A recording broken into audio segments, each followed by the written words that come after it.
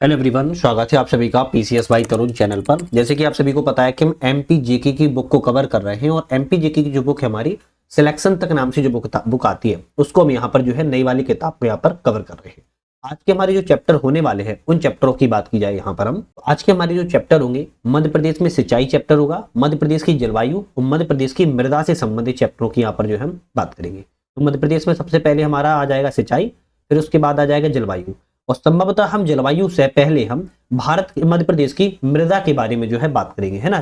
फिर उसके बाद जलवायु की बात करेंगे। तो सबसे पहले हम मध्य प्रदेश की सिंचाई के बारे में जो है बात कर लेते हैं। अच्छा, इसके पहले आप लोगों को शायद पता ही होगा कि हम ऑलरेडी 6 चैप्टर तक जो है वीडियो बना चुके हैं। अगर आप लोगों ने अभी तक चैनल पे जाके नहीं देखा है तो देख लेना, बहुत ही ज्यादा महत्वपूर्ण ये किताब की वीडियो जो है चल रही है।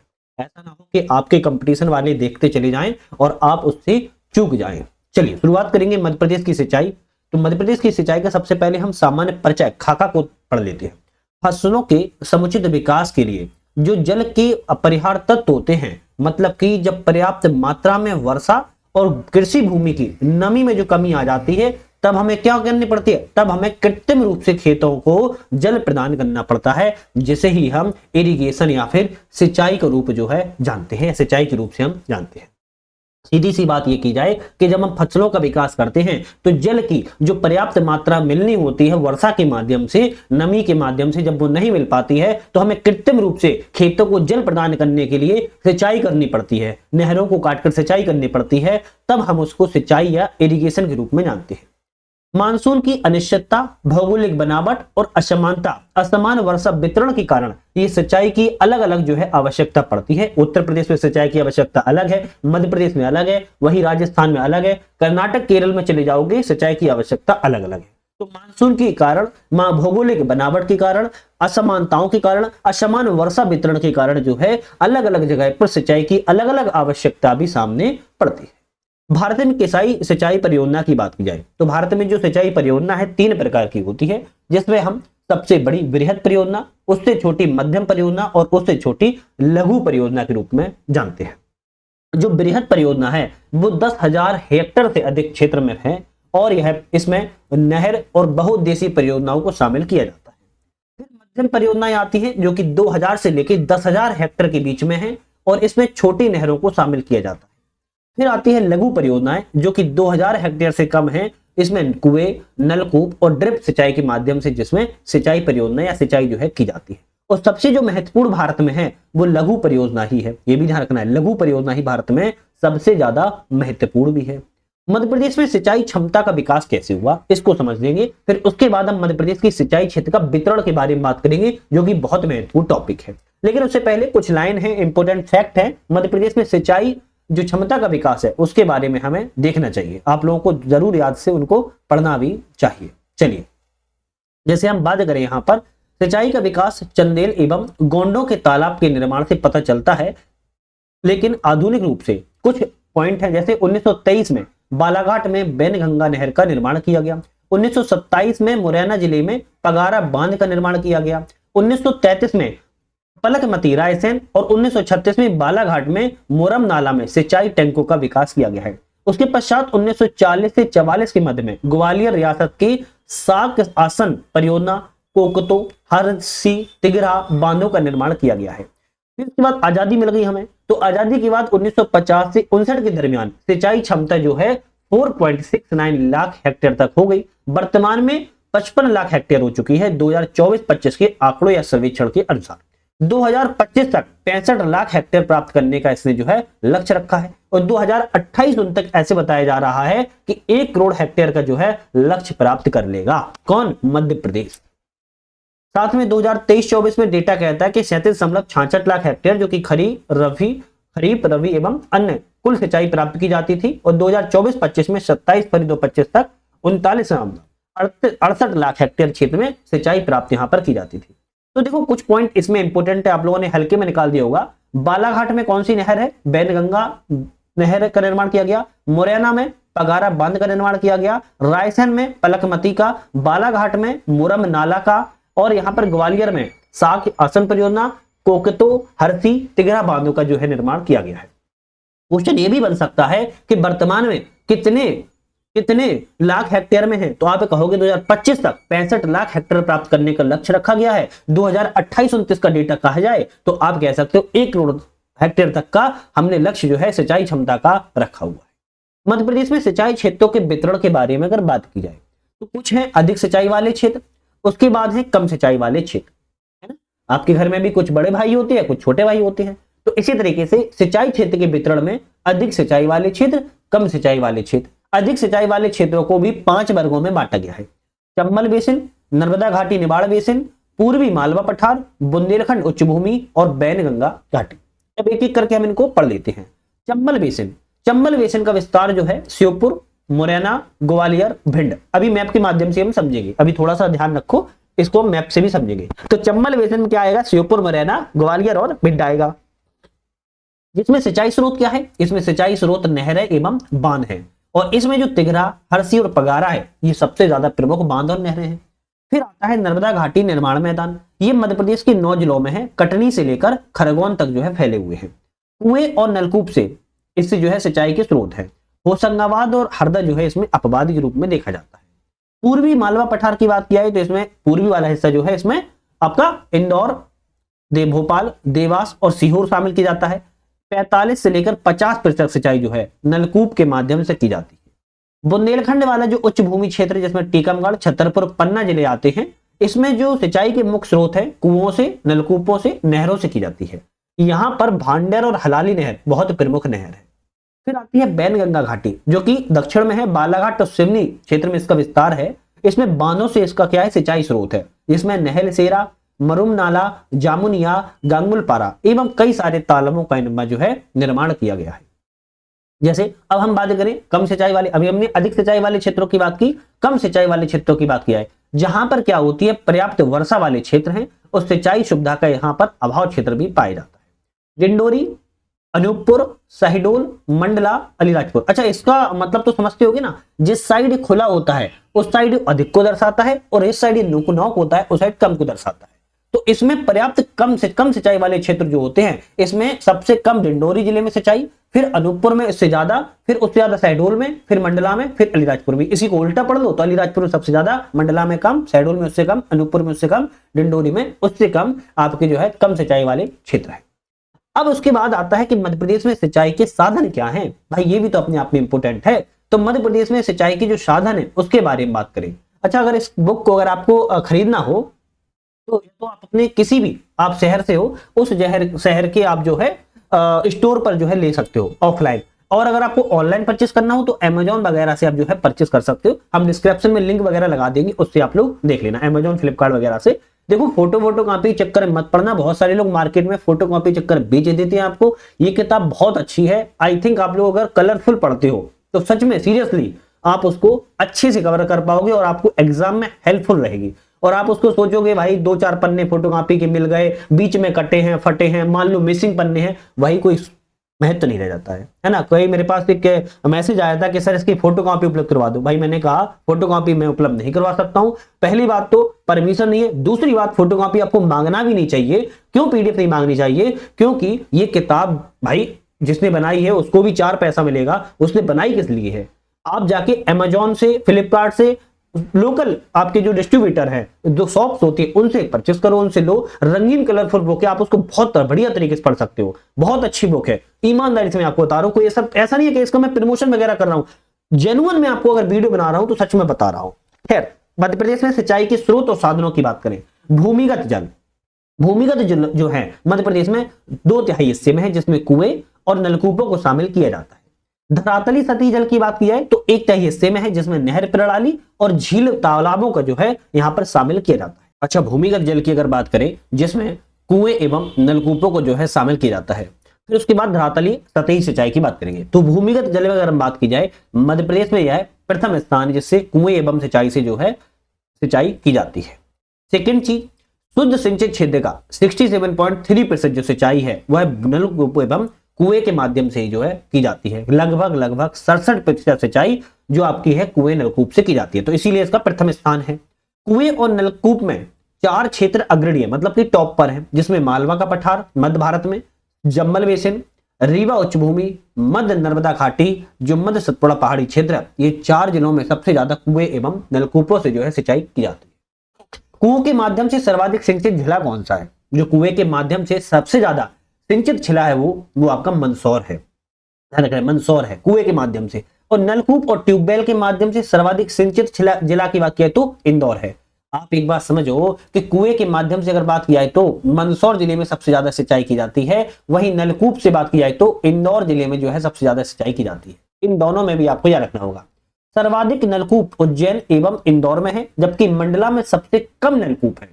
सबसे ज्यादा कहां है? उज्जैन एवं इंदौर में नलकूप, लेकिन वहीं ट्यूबवेल या नलकूपों की बात करें तो मंडला में सबसे कम है। मध्य प्रदेश के काले जिले इंदौर, मंदसौर, नीमच, रतलाम, शाजापुर, उज्जैन है, जहां भूजल का दोहन 100% से भी अधिक किया जाता है, इसीलिए इन्हें मध्य प्रदेश के काले जिले के रूप में संज्ञा दी गई है। धरातली या सतही जल की बात करें, जिसे नहर प्रणाली को शामिल किया जाता है, तो कुएं और नलकूप के बाद तीसरा जो सबसे महत्वपूर्ण स्थान है वो नहरों का आता है। सबसे ज्यादा कुओं का, फिर उसके बाद नलकूपों का, फिर तीसरे नंबर पर नहर का आता है, जो कि धरातली या सतही जल में गिना जाता है। नहरों से 17.6% भूभाग पर जो है सिंचाई की जाती है। नहर के माध्यम से सबसे ज्यादा जो सिंचाई है वो दतिया जो है प्रथम स्थान पर है, जबकि नर्मदापुरम जो है दूसरे स्थान पर है। मतलब कि नहरों से सिंचाई दतिया में सबसे ज्यादा, नर्मदापुरम में दतिया के बाद दूसरे स्थान पर है। प्रतिशत की अगर दृष्टि से बात की जाए तो प्रथम स्थान दतिया का ही है, और चंबल बेसिन और पूर्वी सतपुड़ा का क्षेत्र जो है नहर प्रणाली से सिंचाई होने वाला सबसे प्रमुख क्षेत्र है, जिसमें चंबल बेसिन एवं सतपुड़ा बेसिन है। एग्जाम्स के पॉइंट ऑफ व्यू से कुछ प्लस पॉइंट है कि मध्य प्रदेश बजट 25-26 में सिंचाई एवं बाढ़ नियंत्रण के लिए 17,214 करोड़ रुपए का जो है प्रावधान किया गया है। चलिए प्रमुख नहरों के बारे में बात करेंगे जो कि इंपोर्टेंट है। जैसे नहर का नाम है बैनगंगा नहर, ये बालाघाट जिले में है। 1923 में यह बनकर निर्मित हुई थी। मध्य प्रदेश एवं महाराष्ट्र में 35 किलोमीटर यह लंबी है। 4000 हेक्टेयर में इससे भूमि जो है सिंचित की जाती है। फिर आती है बारना नहर, जो कि रायसेन जिले में है। पलकमती के पास 2 नहरें इससे ही निकाली गई हैं। तीसरी आती है भांडर नहर, मध्य प्रदेश उत्तर प्रदेश की सीमा पर है।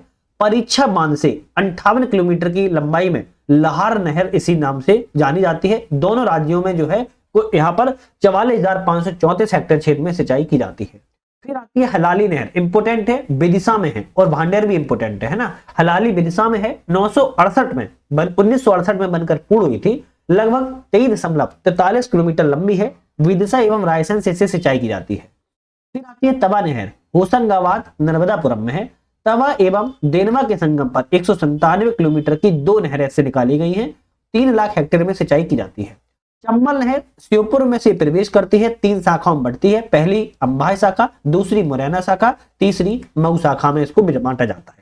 अब देखो ये जो विशेषताएं हैं, अगर आपकी क्षमता है तो याद कर लो, अच्छी बात है, वरना इतना तो याद कर ही लो। बैनगंगा बालाघाट में, बारना नहर रायसेन में, भांडेर मध्य प्रदेश उत्तर प्रदेश सीमा में, हलाली नहर विदिशा में, तवा नहर होशंगाबाद नर्मदापुरम में, चंबल नहर श्योपुर से प्रवेश करती है। लेकिन चंबल नहर 3 भागों में बढ़ती है, 3 शाखाओं में, अंबाई नहर, मुरैना नहर और मऊ नहर के नाम से इसको जाना जाता है। फिर आता है झील एवं तालाब से। झील एवं तालाबों से मध्य प्रदेश में चंदेलों के द्वारा सबसे पहले इसको प्रारंभ करवाया गया था, और मध्य प्रदेश का झील और तालाब से केवल 2.7 भाग में सिंचाई जो है की जाती है। क्षेत्रफल की दृष्टि से सर्वाधिक तालाब से सिंचित वाले जो जिले हैं, धार सबसे ज्यादा है, फिर उसके बाद बालाघाट। तालाब से, जो तालाब आपने देखा होगा गांव देहात में एक ऐसे तालाब जो है बना होता है, इसमें पानी भरा होता है ना, और यह पानी जो है कुछ भूमिगत आता रहता है, कुएं इसमें वर्षा के माध्यम से आता है। तो जिसमें तालाब के माध्यम से 2 जिले सबसे ज्यादा आपके सिंचाई की जाती है, वो आपका धार है, दूसरा आपका बालाघाट है। इन दोनों जिलों में सबसे ज्यादा सिंचाई तालाब से की जाती है। तालाब के द्वारा सर्वाधिक सिंचित जिले की बात किया है, शुद्ध सिंचित जिले में, तो झाबुआ एवं बालाघाट है। और यहां पर जो है क्षेत्रफल की दृष्टि से था, जो कि धार बालाघाट, शुद्ध सिंचित क्षेत्र से तालाब के द्वारा झाबुआ बालाघाट है। अलीराजपुर एक ऐसा जिला है जहां पर जलगंगा संवर्धन अभियान खेत तालाब में अग्रणी है। स्रोत इसमें बताया गया है मध्य प्रदेश जनसंपर्क स्रोत से। हर घर जल अभियान देश का पहला और दूसरा जिला क्रमशः बुरहानपुर एवं निवाड़ी है, जो हर घर जल अभियान में देश का पहले और दूसरे स्थान पर है। पहले स्थान पर बुरहानपुर है, दूसरे स्थान पर निवाड़ी है। कुछ अन्य स्रोत की बात करें, जैसे नदी, नाले, पोखर आदि जो है आपकी सिंचाई में भी शामिल की जाते हैं। क्षेत्रफल की दृष्टि से सर्वाधिक जो आपका विदिशा जिला है उसमें की जाती है, और प्रतिशत की दृष्टि से जो है पन्ना जिले में अन्य स्रोतों से सिंचाई जो है की जाती है। यहाँ पर मैप है, मैप से पहले कुछ एक यहाँ पर की पॉइंट है, जैसे गंगा जल संवर्धन अभियान जो है केंद्रीय जल शक्ति मंत्रालय के द्वारा जल संरक्षण में देश में प्रथम स्थान खंडवा जिले को दिया गया। तो मध्य प्रदेश के खंडवा जिले को जल संरक्षण रैंकिंग में पूरे देश में प्रथम स्थान मिला है। मध्य प्रदेश को चौथा स्थान जो है आपके जल गंगा संवर्धन अभियान में भी दिया गया है। तो ये अपने आप में इंपोर्टेंट है। अच्छा, अभी हमने कुछ बात की थी, मैप के माध्यम से ही बात करेंगे तो देख लेते हैं। जैसे शिवपुरी में सांग सागर है, माधव सागर, जादव सागर। वहीं छतरपुर में बैरी सागर झील है, पन्ना में लोकपाल सागर, धर्म सागर है, रीवा में रानी तालाब, गोविंदगढ़ तालाब है, सागर में लाख बंजारा झील है, राजगढ़ में चिड़ी खो है। वही बात की जाए अगर इंदौर में तो सिरपुर तालाब, इंदौर में ही यशवंत सागर, और इंदौर में ही विलावाली झील भी है। धार में मूंज सागर, मांडू में है जो कि, और मांडू में है कापुर सागर भी है। नर्मदापुरम में बात किया तो तवा जलाशय है, और भोपाल में भोजताल है, जबलपुर में हनुमान ताल एवं संग्राम सागर है। तो ये कुछ सागर हैं जो कि इंपोर्टेंट है, चाहो तो आप इसका स्क्रीनशॉट वगैरह ले लो, जिससे आप फिर अपने मैप पे जो है ड्रॉ कर लो। चलिए बात करेंगे कुछ महत्वपूर्ण तथ्यों की। जैसे लाख बंजारा झील किसके शहर बसा है, तो सागर शहर जो है लाख बंजारा झील के किनारे ही बसा हुआ है। भोजताल मध्य प्रदेश की सबसे बड़ी झील है, ध्यान रखिएगा, मध्य प्रदेश की सबसे बड़ी झील भोजताल है। अमृत सरोवर योजना के तहत बुरहानपुर निवाड़ी के लक्ष्य को पूरा कर लिया गया है। भोपाल को झीलों की नगरी लेक सिटी किस, अगर कभी आ जाए एग्जाम में कि भाई लेक सिटी किसे कहते हैं, आंख बंद करके लगा देना, भोपाल को कहते हैं। ठीक है, अच्छा यहीं पर बात किया है 52 तालाबों का शहर कौन है, तो जबलपुर को कहते हैं। अभी भोपाल पे मत टिक लगा देना, 52 तालाबों का शहर जबलपुर को कहते हैं। चिड़ी खो को मालवा ए कश्मीर कहा जाता है, जो कि नरसिंहगढ़ राजगढ़ में स्थित है। मध्य प्रदेश की 5 रामसर साइडों को भी यही याद कर लो। तवा जलाशय 2024 में घोषणा की गई थी, नर्मदापुरम में है, तवा नदी पर है। यशवंत सागर झील की घोषणा 2022 में की गई थी, इंदौर में है, गंभीर नदी पर है। सांक सागर झील 2022 में घोषणा की गई थी, शिवपुरी में है, मनिहार नदी पर है। शिरपुर तालाब की घोषणा 2022 में की गई थी, इंदौर में है, गंभीर नदी पर है। और भोज वेटलैंड की घोषणा 2002 में सबसे पहले की गई थी, भोपाल में है, कोलांस नदी पर है। तो तवा जलाशय, यशवंत सागर झील, सांक सागर झील, सिरपुर तालाब एवं भोज वेटलैंड आपके ये किसमें है, रामसर साइड में शामिल किए गए हैं, रामसर स्थलों में शामिल इसमें किया गया है। तवा जलाशय नर्मदापुरम में है, नर्मदा तवा नदी पर है। यशवंत सागर इंदौर में है, गंभीर नदी पर है। सांक सागर झील शिवपुरी में है, मनिहार नदी पर है। सिरपुर तालाब इंदौर में है, गंभीर नदी पर है। तो गंभीर नदी पर एक तो आपका यशवंत सागर हो गया और सिरपुर तालाब हो गया, और भोज वेटलैंड भोपाल में है, कोलांस नदी पर है। भाई आपको 3-3 बार क्यों पढ़ा उसका पता है, मुझे मजा नहीं मिल रहा है, आपको रटवा रहा हूं, याद करवा रहा हूं, याद रखना। तो मध्य प्रदेश की हमने सिंचाई के बारे में बात की। अब हम जलवायु के चैप्टर के बारे में बात करेंगे बाद में, पहले उससे पहले हम मध्य प्रदेश की मृदा के बारे में जो है बात करेंगे। मध्य प्रदेश की मृदा चैप्टर को हम पहले यहाँ पर समझ लेते हैं, फिर जलवायु के बारे में बात बाद में करेंगे। तो 9वां चैप्टर मध्य प्रदेश की मृदा, सॉइल है ना। सॉइल की अगर हम बात करें 9वें चैप्टर में जो है सामान्य परिचय, और मिट्टी से एमपी के एग्जाम में 1 या 2 क्वेश्चन भाई साहब आई जाते हैं, चाहे वो एमपीपीएससी हो या एमपी से कोई भी अदर एग्जाम हो।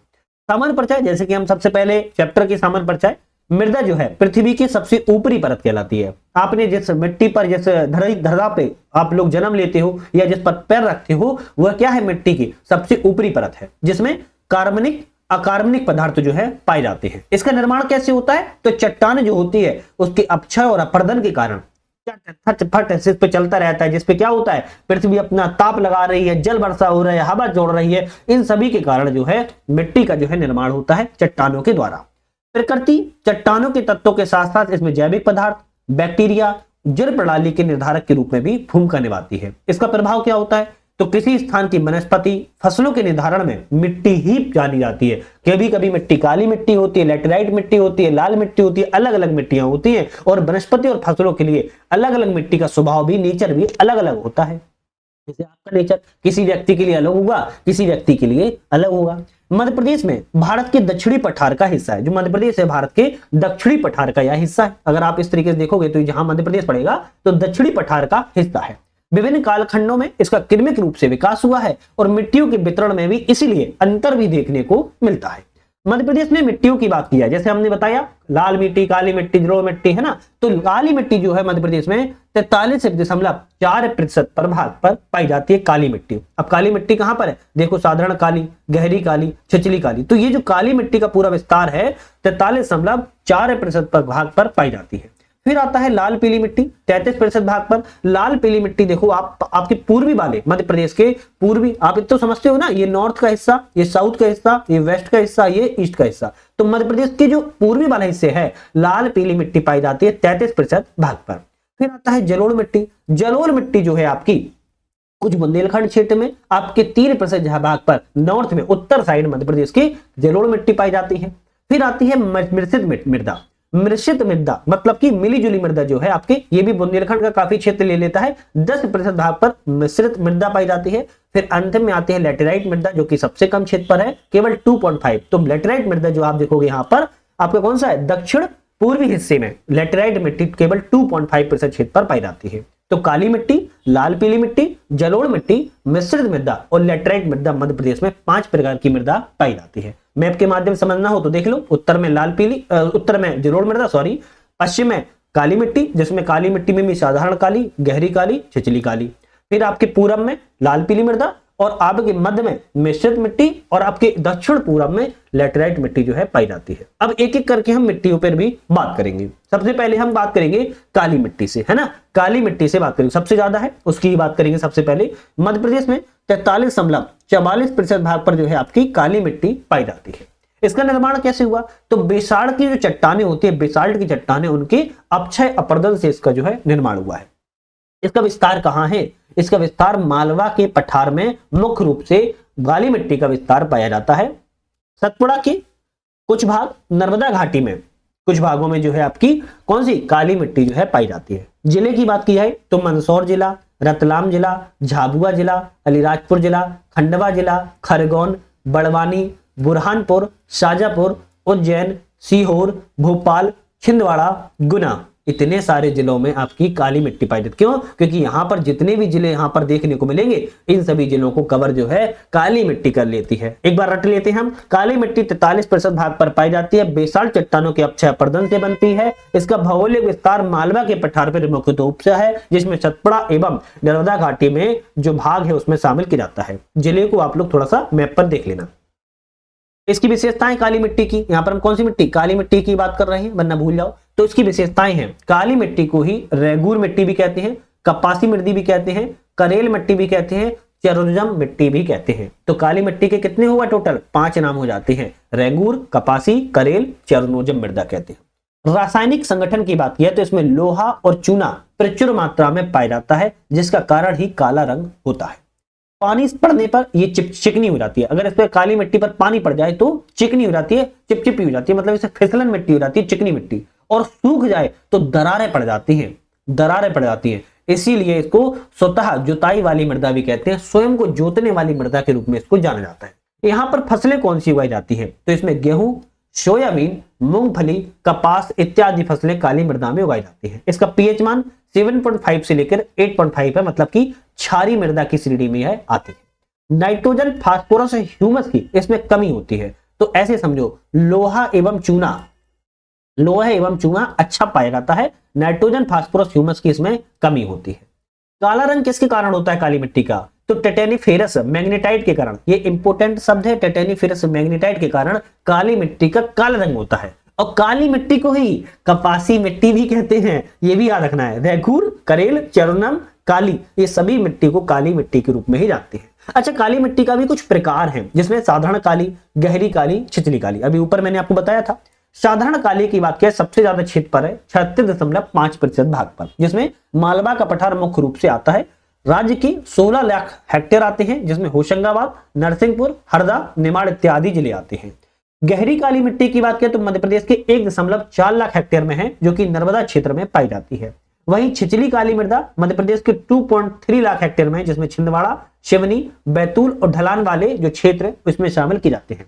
गहरी काली और छिछली काली को 6.91% भाग में काली मिट्टी के क्षेत्र पर पाई जाती है। तो ये पॉइंट ठीक है, लेकिन मृदा के प्रकार जरूर याद रखना है। मध्य प्रदेश में साधारण काली, गहरी काली और छिछली काली के रूप में जानी जाती है। लाल पीली मृदा, लाल पीली मृदा। लाल पीली मृदा की अगर बात करें तो उसका निर्माण कैसे हुआ, तो जो आपकी आर्कियन और धारवाड़ गोंडवाना है, इनका निर्माण जो है आर्कियन धारवाड़ गोंडवाना के शैलों से इसका निर्माण जो है लाल पीली मृदा का होता है। इसका भौगोलिक विस्तार की बात की है तो मध्य प्रदेश के पूर्वी भाग में है, जिसमें बघेलखंड का पठार शामिल किया जाता है। मध्य प्रदेश के 33% भाग पर लाल पीली मिट्टी पाई जाती है। तो सबसे ज्यादा काली मिट्टी है ना, फिर उसके बाद लाल पीली मिट्टी। याद करते चलो भाई, याद करते चलो। ऐसी किताब आपको पूरे यूट्यूब चैनल पे नहीं पढ़ाई जाएगी, गारंटी से लिख लो, गारंटी से लिख लो भाई। और आपको लगता है तो ढूंढ लो, मैं तो कहता हूं ढूंढ लो और कमेंट करके बता देना भाई इस चैनल पे पूरी किताब पढ़ाई जा रही है। गारंटी है पूरी किताब इसको हम सॉल्व करवाएंगे, पूरी किताब, हर एक चैप्टर, कोई भी चैप्टर नहीं छूटेगा। तभी हम चैप्टर की भी आपको फोटो दिखाते हैं और थंबनेल में हम चैप्टर के नाम भी लिखते हैं, भाई कौन सा चैप्टर पढ़ा रहे हैं। हम यहाँ पर बात करेंगे लाल पीली मृदा जो है मध्य प्रदेश के पूर्वी भाग बघेलखंड पठार में पाई जाती है। मध्य प्रदेश के 33% भाग पर जो है आपकी लाल पीली मृदा होती है और यह जो है मध्य प्रदेश की दूसरी प्रमुख मृदा है। जिले मंडला, डिंडोरी, बालाघाट, शहडोल और सीधी जिले इसमें शामिल किए जाते हैं। इसकी विशेषता है क्या है, इसका अन्य नाम, लाल पीली मृदा का अन्य नाम क्या है, चिल्का डोरसा। क्या नाम है, चिल्का डोरसा इसका दूसरा नाम है। रासायनिक संगठन, इसमें लाल रंग फेरिक ऑक्साइड, इसमें रासायनिक संगठन लाल रंग जो है फेरिक ऑक्साइड लोहे के कणों का ऑक्सीकरण के कारण होता है। इसमें थोड़ा बहुत पीला रंग भी होता है जो कि फेरिक ऑक्साइड के जल योजन, जब फेरिक ऑक्साइड में जल मिल जाता है तो उसके कारण जो है पीले रंग की भी दिखने लगती है। इसका पीएच मान 5.5 से लेकर 8.5 ही है और इसमें भी क्षारीय प्रकृति की है। ह्यूमस और नाइट्रोजन की इसमें भी आपको कमी देखने को मिलती है। निच्छालन क्रिया अधिक होती है इसमें, चूने के जो अवशोषण पौधे जो है नहीं कर पाते हैं इसके चलते, जब क्योंकि यह होता है इसमें पानी ज्यादा बरस जाता है ना, तो यह नीचे चली जाती है और जो आपका निच्छालन क्रिया है वो अधिक हो जाती है, जिसके कारण चूने का जो अवशोषण है वो पौधे नहीं कर पाते हैं, ध्यान रखना है। और यह जो है धान की खेती के लिए सर्वाधिक उपयुक्त फसल है। तो कभी आ जाए लाल पीली मृदा किसके लिए, धान की खेती के लिए सबसे ज्यादा प्रमुख है। लेकिन इसमें गेहूं, गन्ना, अरहर और मोटे अनाजों को भी जो है उगाया जा सकता है, ये भी याद रखो। चलिए अब हम बात करेंगे जलोढ़ मृदा। कौन सी, जलोढ़ मृदा की बात करेंगे। नदियों के द्वारा बहाए गए अवसादों के कारण और बुंदेलखंड में नीस के निक्षेपित पदार्थ से बनी मृदा को जलोढ़ मृदा कहते हैं। क्या इसके कारण, जो नदियां बहाकर अवसाद अपने साथ लाती हैं उन अवसादों के कारण ही जलोढ़ मृदा बनती है और सबसे ज्यादा उपजाऊ मृदा कहलाती है। बुंदेलखंड का जो वाला जो नीस निक्षेपत है ये भी जलोढ़ मृदा के लिए ही जाना जाता है। इसका भौगोलिक क्षेत्र उत्तर पश्चिम मध्य प्रदेश में मध्य भारत के पठार में लगभग 3% भूभाग और 30 लाख हेक्टेयर क्षेत्र में फैला हुआ है। तो जलोढ़ मृदा कितना, 3% भूभाग में देखने को मिलती है। इसमें जिले की बात किया तो मुरैना, भिंड, ग्वालियर और शिवपुरी जिले को इसमें शामिल किया जाता है। नर्मदा बेसिन में भी सीमित मात्रा में जलोढ़ मृदा पाई जाती है, लेकिन वो सीमित मात्रा में, बहुत कम मात्रा में जलोढ़ मृदा पाई जाती है। कुछ इसकी विशेषताएं जलोढ़ मृदा की यहाँ पर लिख देते हैं, जैसे याद रहेगा आपको, हम जलोढ़ मृदा पढ़ रहे हैं। जलोढ़ मृदा की कुछ विशेषताएं हैं। इसको दोमट मिट्टी भी कहते हैं, क्यों, क्योंकि बलुई और चिकनी दोमट भी इसको कहा जाता है। इसका जो पीएच मान है वो 7 के आसपास होता है। कितना, 7 के आसपास जलोढ़ मृदा का पीएच मान होता है। इसमें नाइट्रोजन और फास्फोरस की कमी होती है, ध्यान रखिएगा। और इसमें गेहूं, गन्ना, सरसों की बहुत बढ़िया फसल की जाती है। फसलों के लिए सबसे अनुकूल मिट्टी कभी पूछी जाए एग्जाम में, कह देना जलोढ़ मिट्टी है। कौन सी है, जलोढ़ मिट्टी है या फिर दोमट मिट्टी है। इसको ही दोमट मिट्टी भी कहते हैं, दोमट मिट्टी है। मिट्टी बचाओ आंदोलन चालू हुआ था तवा जलाशय के कारण जल क्रांता समस्या के बढ़ने के विरोध में 1977 में। ये आपका की पॉइंट था। मिट्टी बचाओ आंदोलन कब हुआ, 1977 में हुआ था। क्यों हुआ था, तवा जलाशय के कारण हुआ था, जल क्रांता की समस्या के विरोध में हुआ था। अब आती है मिश्रित मृदा, मिली जुली मृदा। तो लाल पीली और काली मृदा के सम्मिश्रण से बनी मृदा को मिश्रित मृदा जो है कहते हैं। इसका जो विस्तार है बुंदेलखंड क्षेत्र में और रीवा पन्ना के पठार में देखने को मिलता है। मध्य प्रदेश के 10% भाग पर यह फैली है। इसमें जिले की बात किया तो छतरपुर, टीकमगढ़, सागर, सतना, रीवा और पन्ना जिले जो है मिश्रित मृदा के अंतर्गत आते हैं। इसमें कुछ जो फसलें हैं, सबसे ज्यादा इंपोर्टेंट फसल है वो मोटा अनाज जो है इसमें उगाया जाता है। मोटा अनाज जो है उगाया जाता है, लेकिन गेहूं, अलसी और तिल की भी खेती यहाँ पर की जाती है। फिर आती है हमारी लेटेराइट मृदा। लेटेराइट मृदा जो है अधिक वर्षा के कारण लाल पीली मिट्टी के निच्छालन के परिणाम स्वरूप जो है लेटेराइट मृदा का निर्माण होता है। अधिक वर्षा जब हो जाती है तो लाल पीली मिट्टी के ही जो निच्छालन हो जाता है उसी को हम लेटेराइट मृदा के रूप में जानते हैं। विशेषता इसकी, विस्तार इसका कहां पर है तो छिंदवाड़ा में, बालाघाट और बैतूल, ये आपका दक्षिण वाले हिस्से में आपका लेटेराइट मृदा पाई जाती है। इसका अन्य नाम भट्टा, लाल बलुई मृदा और केओलिन भी है, नाम याद करो, भट्टा, लाल बलुई मृदा, लाल बलुई मृदा या फिर केओलिन भी है। इसको किसको कहते हैं? लैटेराइट मृदा को ही ये नाम जो है जाने जाते हैं।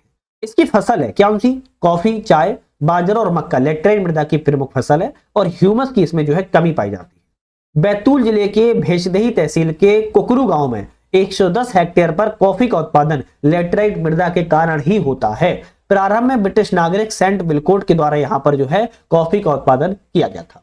मृदा अपरदन क्या होता है इसको और समझते हैं। मृदा में रेंगती हुई मृत्यु को हम मृदा अपरदन कहते हैं। एक कहावत है ना, कुत्ते की मौत मरोगे, क्यों? क्योंकि कुत्ता, अब जैसे मान लो कुत्ता है सड़क पर दौड़ रहा था, गाड़ी ने चढ़ा दिया तो एकदम से नहीं मरता है, क्या होता है? रेंगते रेंगते मरता है। इसीलिए मिट्टी भी जो है, मृदा जो अपरदन होता है, रेंगते रेंगते वो मिट्टी खत्म होती चली जाती है, उसी को रेंगती हुई मृदा कहा जाता है, जिसे मृदा अपरदन के रूप में जानते हैं। क्योंकि मृदा अपरदन से जो ऊपरी सतह के उपयोगी पौष्टिक तत्व होते हैं वो बहने लगते हैं, बह जाते हैं धीरे धीरे, और ककरीली पथरीली मिट्टी जो है बची रह जाती है और क्या हो जाती है? अनुपजाऊ हो जाती है, उस पर उपजाऊ फिर नहीं हो पाती है, वनस्पति विकास उस पर नहीं हो पाता है, जिससे क्या है कहते हैं? रेंगती मृदा कहते हैं। रेंगती हुई मृत्यु कहा जाता है मृदा अपरदन को। मैंने क्या समझाया आपको? क्यों कहा जाता है? क्योंकि धीरे धीरे ऊपरी सतह जो है पौष्टिक तत्व बहने लगते हैं पानी के कारण, वर्षा के कारण धीरे धीरे ककरीली पथरीली मिट्टी ऊपर दिखने लगती है, उपजाऊ तो बचती नहीं है, वनस्पति का विकास हो नहीं पाता है, फिर वो रेंगते रेंगते उसकी मौत हो जाती है। दूसरा है चम्बल घाटी अपरदन अवनलिका अपरदन का उदाहरण है। चम्बल घाटी जो अपरदन है अवनलिका अपरदन का उदाहरण है, जो कि एक विकराल समस्या मध्य प्रदेश के लिए या कह सकते हो कि भारत के लिए बनी हुई है। इससे चम्बल घाटी में खड्ड रेवेंस का निर्माण होता है। लगभग 6 लाख एकड़ भूमि जो है खड्ड के रूप में परिवर्तित यहां पर हो गई है। ऐसे बड़े बड़े खड्ड जो है बन जाते हैं। कृषि विभाग के द्वारा उपयुक्त भूमि प्रयोग जैसे कंटूर खेती, वेदिका खेती, मेड़बंदी, वृक्षारोपण का प्रयोग करके इस प्रभाव को कम करने का प्रयास किया जा रहा है। इस तरीके से भी की जाती है ना, इस तरीके से कंटूर खेती भी लगाई जाती है ना, मेड़बंदी भी की जाती है, मेड़ लगाई जाती है, वेदिका का प्रयोग किया जाता है। तो इस तरीके से खेती होती है, मान लो ऐसे ऐसे ऐसे ऐसे इसमें जो है पॉइंट वगैरह इसमें लगाए जाते हैं अलग अलग अलग। तो वेदिका का, कंटूर खेती का, यहाँ पर कुछ गाड़े भी जाते हैं इस तरीके से, ऐसे यहाँ पर जो है लगा दिए जाते हैं। तो कंटूर खेती का, अलग अलग खेतियों का जो है प्रयोग कृषि विभाग के द्वारा किया जा रहा है, जिससे कि वृक्षारोपण किया जा सके, मृदा अपरदन को रोका जा सके। ताप्ती नदी के द्वारा बैतूल के भेषदही में अवनलिका अपरदन भी यहाँ पर किया गया है। तो ये भी अपने आप में एक इंपोर्टेंट तथ्य। तो आज हमने यहाँ पर 2 चैप्टर देखो बात की है। आज थोड़ा स्वास्थ्य भी अस्वस्थ है, जिसके चलते हम इसीलिए हमने यहाँ पर आपकी मृदा भारत में सिंचाई की बात कर ली, और हमने भारत में मध्य प्रदेश में सिंचाई की बात कर ली, और हमने मध्य प्रदेश में मृदा की जो है बात कर ली। अब जो हमारा नेक्स्ट चैप्टर आएगा, नेक्स्ट चैप्टर में हम जो बातें करेंगे, हम भारत मध्य प्रदेश में जलवायु की बात करेंगे, और हम थोड़ा सा उसको डिफरेंट समझेंगे, एक दूसरे से रिलेट करेंगे भारत की जलवायु और मध्य प्रदेश की जलवायु से। तो मध्य प्रदेश की जलवायु हमारा नेक्स्ट चैप्टर होगा। उसके बाद हम किस चैप्टर की बात करेंगे? जलवायु के बाद भी हम किस चैप्टर की बात करेंगे वो भी हम आपको आज ही बता देते हैं। थोड़ा सा अगर आप लोग इस बुक को पढ़ रहे होगे तो पढ़ते भी चलोगे। फिर हम उसके बाद मध्य प्रदेश में यहाँ पर कृषि की बात करेंगे। वो बहुत बड़ा चैप्टर है, कम से कम 2 घंटे की शायद वीडियो बनेगी। मध्य प्रदेश में फिर कृषि की बात करेंगे, ठीक है।